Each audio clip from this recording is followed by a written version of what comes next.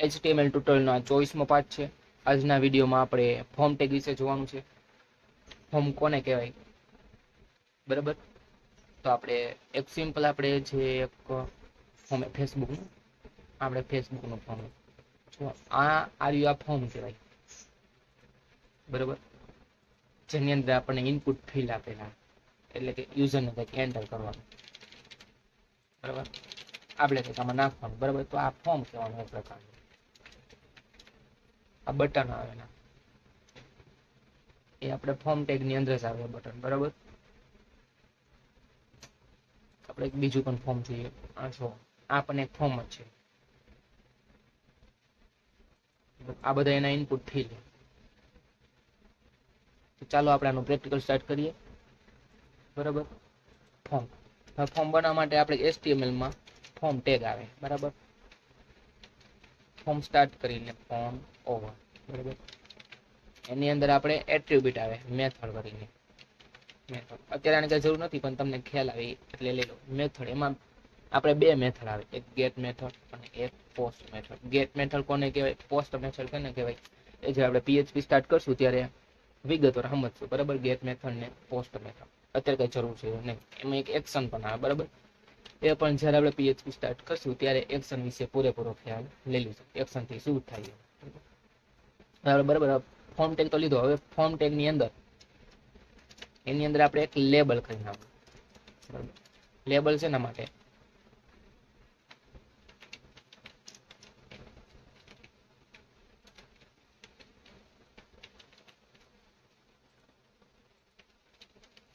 Label જો બતાવી દઉં. આ આપણે ઇનપુટ ફિલ્ડ છે, બરાબર? તો એની ઉપર આપણે નેમ આપેલું છે, તો એ લેબલ આપેલું કહેવાય, બરાબર? નેમ એટલે આપણને ખ્યાલ આવે કે આની અંદર નેમ ઇનપુટ કરવાનું, બરાબર? તો આપણે લઈ લઈશું નેમ. હવે આપણે અહીંયા નેમ લીધું, બરાબર? હવે આપણે ઇનપુટ ટેગ, બરાબર? ફોર્મ ની અંદર આપણે ઇનપુટ ટેગ આવે, એની અંદર આપણે એટ્રીબ્યુટ આવે ટાઈપ ની અંદર આપણે આવે ટેક્સ. ઘણા બધા ટાઈપ આવે, બરાબર? તો આપણે ટેક્સ લેવાના. ટેક્સ શેના માટે? કેરેક્ટર આવે. કેરેક્ટર ગમે તે નાખી દો, 1 2 3 બધું નાખી દો, બરાબર?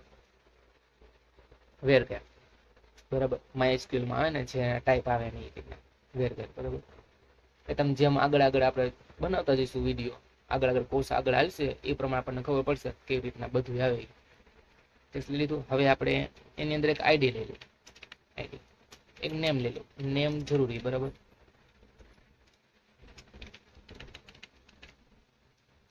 આપણે પેજને રન કરી, જો આવી ગયું આપણું આઉટપુટ.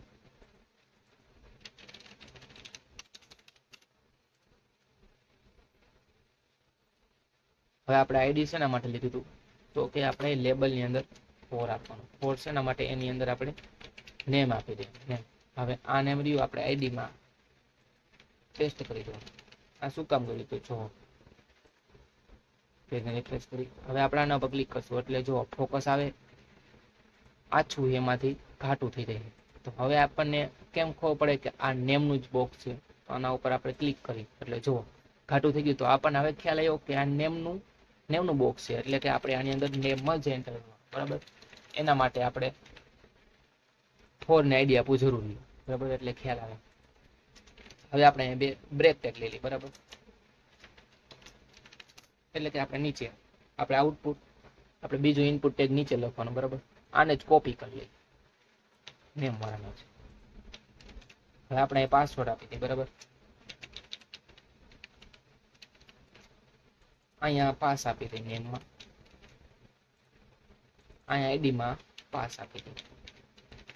ટેક્સમાં આપણે ટેક્સ નથી લેવાનું, કેમ કે ટેક્સ લઈ તો આપણે અંદર પાસવર્ડની અંદર તો જો આપણને દેખાય જે લખી દેખાવું ન જોઈએ, એના માટે આપણે ટાઈપમાં આપણે પાસવર્ડ કરીને ટાઈપ આવે, જો આઉટપુટ જોઈએ. જો આપણે નેમ એન્ટર કરી ગમે તે આપણે નાખી લઈએ. હવે પાસવર્ડ આપણે નાખી દઈએ. જો હવે આપણને ખ્યાલ ન આવે કે આપણે પાસવર્ડમાં શું ઇનપુટ કરીએ, બરાબર? એના માટે પાસવર્ડ ટાઈપ આવે. હવે આપણે જેમ ફેસબુકમાં જોયું હતું, આ ફેસબુકનું લોગિન પેજ, એમાં બટન આપેલું, બરાબર? લોગિન. તો એ જ રીતના આપણે આમાં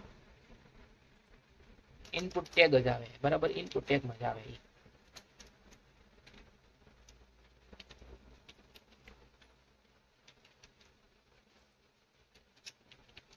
એમાં આપણે સબમિટ અને રીસેટ બે ટાઈપ આવે બટનમાં, બરાબર. સબમિટ શેના માટે? તે ડેટાને સેવ કરવા માટે, બરાબર. ડેટાને સેવ કરવા માટે સબમિટનો ઉપયોગ થાય.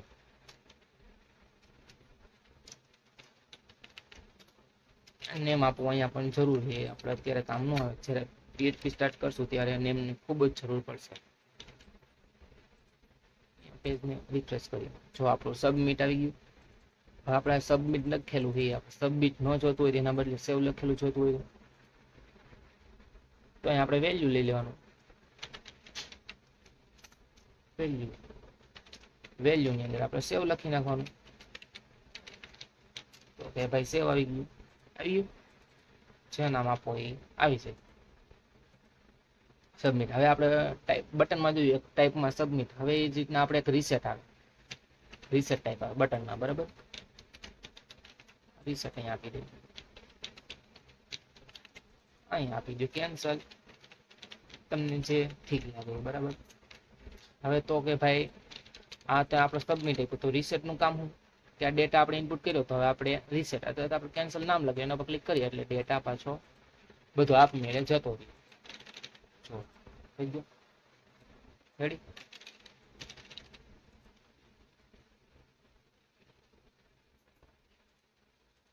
તો બસ આપણે આજના વિડીયોમાં આટલું જ હતું.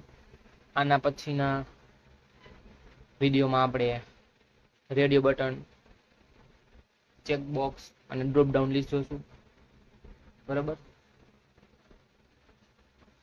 Tata, bye bye.